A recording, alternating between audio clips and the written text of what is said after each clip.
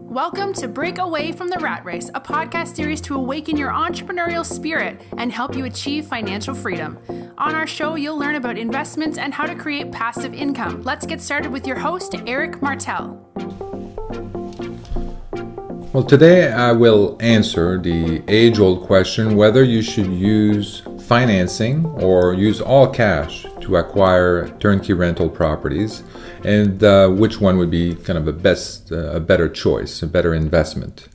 And so the criteria I will use to evaluate our decision is going to be ROI. Right? What is the return on our investment, the amount of money that we're invested in that project or in that property. We will also look at the net cash flow. Sorry for all the acronyms. And then thirdly, we're going to look at what does that look like is in the future, kind of a future or projections in 30 years. What does that look like in terms of the net cash flow, but also in terms of equity of the property. And then the number 4 finally is kind of the risk, mainly the risk associated with vacancy. So what does that look like, right?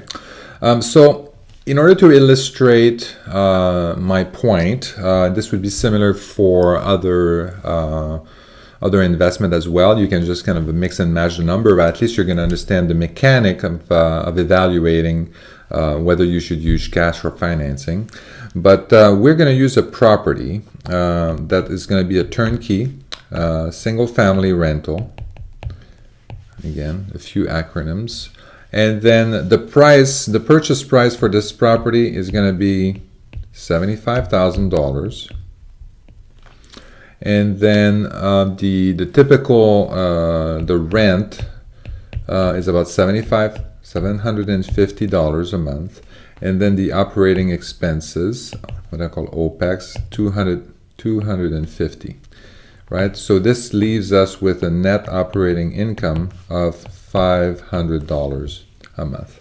So this is our typical property. Where can we find these properties? We have many of them in Memphis, in Cleveland, and all of that. So there are a lot of different locations where you can find these properties with these same metrics, and you can look on our website for that.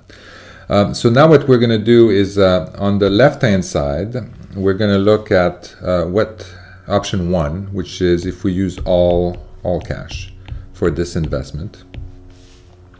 And on the right-hand side, my right anyway, is going to be what happens if we use financing, right? So we're going to let's look at all cash first. So our investment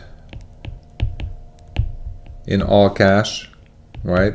It would be the purchase price of the property. We're not going to include any closing costs just to simplify things. But $75,000. We're going to write a check for $75,000 to acquire this property. And then what we want to calculate is our net cash flow, because we want to calculate how much profit are we going to make on this. So our net cash flow is going to be our net operating income, right, which is $500. And then we're going to subtract the debt service or the mortgage payment. And in this case, we don't have any debt service. So our net cash flow is going to be $500 a month. We're going to calculate our return on investment here, and it's going to be $500 a month. We want to have our annual return, so we're going to multiply by 12, and we're going to divide by the value of our investment in this property, and it's $75,000. So that gives us 8% return on our investment. So we'll do the same on the financing side. So we're going to do a 80% financing, right? So that means we're going to put 20% down. So our investment is going to be $15,000, right? I need to erase this little scratch. Then let's calculate our net cash flow. So our net operating income, again, it's the same as before, $500. Now we have to subtract the debt service, and our mortgage payment basically is $250 a month. So I kind of round it a little bit, but it's about $250 a month. So we're left with a net cash flow of $250 a month. So significantly less than what we had in when you buy all cash, right? So we're thinking, okay, well, if I want to have a high net cash flow, then I probably want to put all cash, but we'll get to that in a moment. So let's just calculate the ROI for this investment. So now my ROI, my profit is $250 per month.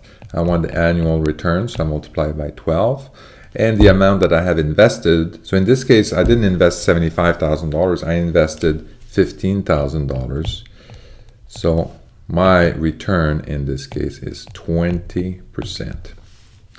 So our first criteria is comparing the return on investment between all cash and financing. You can clearly see that financing is a clear winner in this particular case. So when we look at the second criteria, which is the net cash flow, right? So net cash flow. On the all cash side, this is again our all cash, right? Our net cash flow, let me move this down. Our net cash flow is going to be, it hasn't changed, right? So it's $500 a month. But on the financing side, I had $75,000 to invest. I already invested $15,000 purchasing one property. Well, I'm left with basically $60,000 that I can invest in. So I will invest that money. And I'm basically going to buy 4 more houses. So that means that my net cash flow is not just the $250 that I had before. My net cash flow is going to be 250 times 5 is going to be 1,250. So my net cash flow using that same investment is going to be 2.5 times what I have if I just buy all cash. So again, financing is a clear winner in when we look at the net cash flow as well, right? So let's look at the future then. Let's look at in 30 years. What does that look like? We want to look at the net cash flow in 30 years. So assuming that basically the increase in rent and the increase in operating expenses kind of offset each other, in 30 years, if I look at all cash here, then my net cash flow, all cash, is going to be $500 a month. So that's all cash. If I look again at financing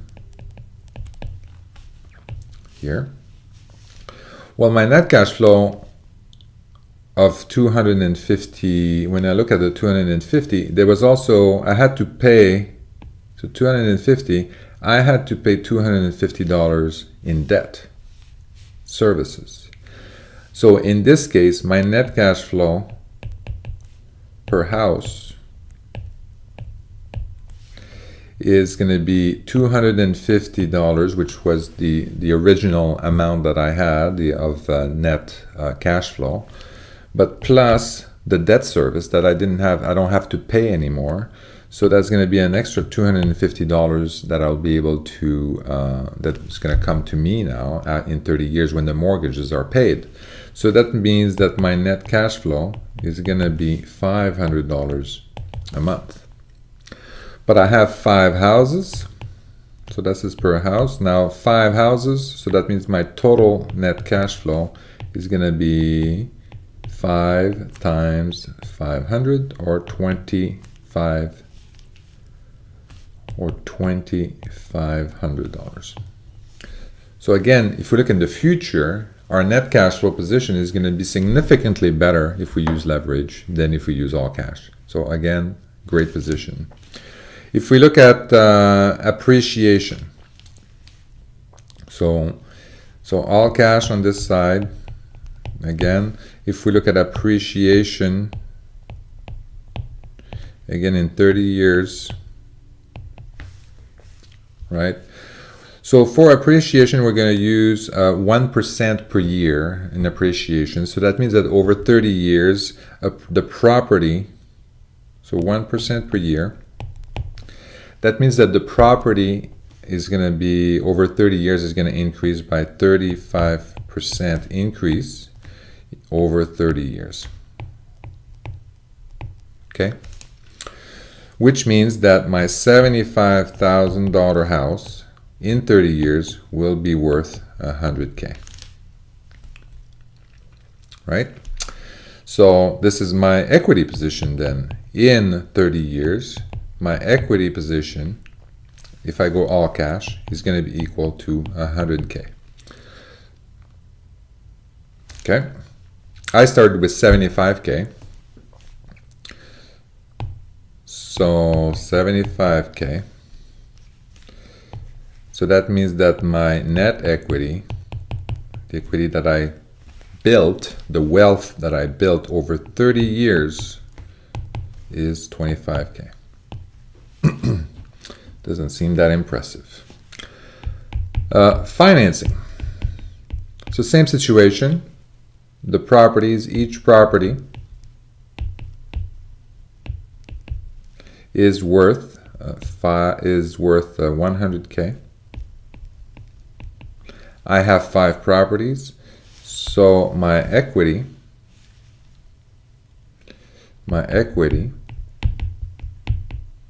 is equal to 500K. I started with 75K, so my net equity is equal to 425K. So I've built $400,000 more in equity using financing than using all cash. So this is a very significant difference, again, on the financing side. So let's look at our fourth criteria. So let's look at all cash again, and then versus financing here.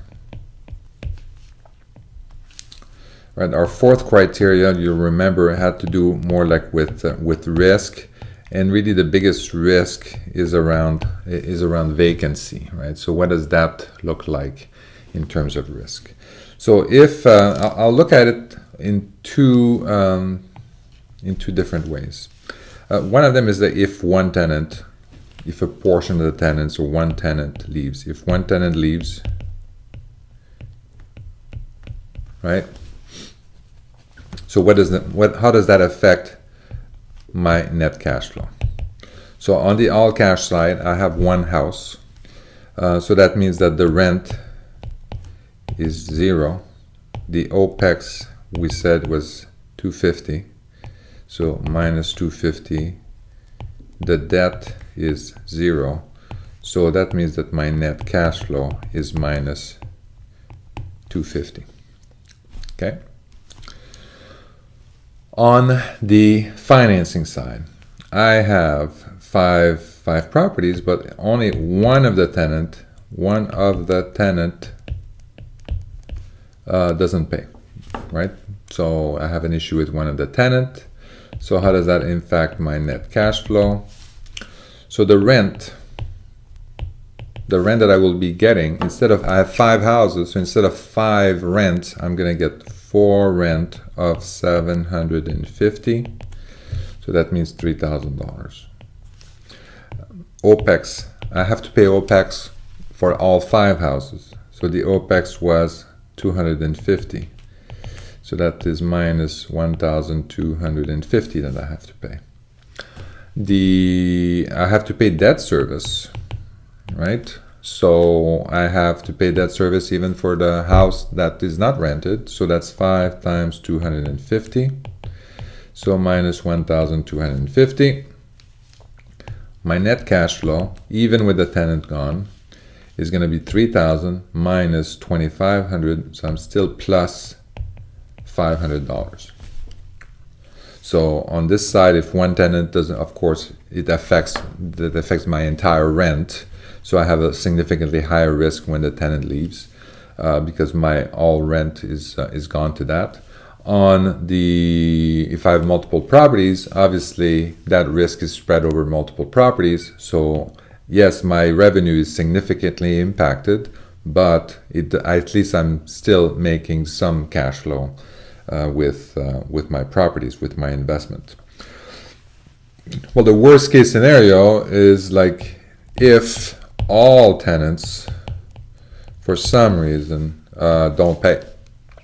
So here, on the all cash side, it would be the same, right? So the net cash flow, because I only have one tenant, so this is pretty much the same scenario, is minus 250. On the financing side, here, so that means that my rent would be 0. My OPEX would still be minus 1,250. And my debt I still have to pay minus 1,250. So I would be down $2,500. Right? So if all my tenants are out in 1 month, 5 tenants out in 1 month. Shouldn't happen very often, but I guess it could happen. So in this particular case, it would be significantly, we have a significant issue. Net cash flow, negative 2,500. But if you look at everything else that we've talked about, if you look at the return on investment, if you look at all the positive scenario that could happen, at the equity, at the what it looks like in 30 years, in terms of the net cash flow, and in terms of the equity that we've built over a 30-year period, I think it's clear that financing is a significantly better option for acquiring turnkey rental properties. So this is our recommendation moving forward. And so I hope this answers your questions regarding whether you should buy a turnkey rental properties cash or using financing. If you have any additional questions or you need assistance or clarification, feel free to contact us. And we'll leave it at that. Thank you. Have a good day. Thank you for listening to Break Away from the Rat Race with your host, Eric Martel. If you want to share your story and experience with our listeners, please message us on Facebook at Break Away from the Rat Race. Also, please subscribe to our YouTube channel and our podcast on iTunes.